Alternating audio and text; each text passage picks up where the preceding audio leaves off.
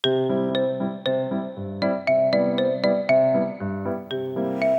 家问千万字，大家要跟大家做伙来捌一日。咱捌听人讲，一个囡仔真欢，讲袂出声。今仔日要甲大家小解这一日，咱做伙来看到这日就读做欢好弯欢第一条。古早讲，跟咱无共款的人，一般感觉较进步，咱讲是洋，像讲洋酒，也有进口的纸，咱讲洋纸，也有西洋楼。若是还未开化的人，一般就是讲欢欢啊。外来物件咱嘛讲欢，像讲番姜啊、番仔火、番仔楼。另外，咱台湾古早一寡地名嘛有这个番字，像讲嘉义的番路乡，古早叫做番仔路；丰原古早叫做番仔庄、番仔湾。一个人讲袂听，讲袂出声，咱讲是青番，或者是讲这个人哪会遮尔啊番？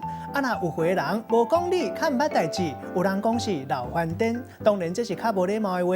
另外，因为日语影响的关系，电话号码几号，咱讲电话几番；排队道理啊，咱讲轮道理的番。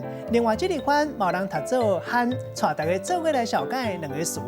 头一个读做番仔撇，即马较罕咧听到这个词，意思是讲一个人火牛性歹性地，一掠就生气。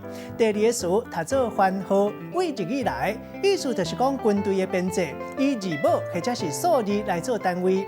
咱用一句话来举例，甲这两个词甲做伙。譬如讲阿爸讲到伊较早做兵的时，班长有番仔撇，部队番号集合，若是骹手伤过慢，就会互班长骂甲臭头。今仔日小解这一日读做番，另外一个音读做罕，提供互大家参考。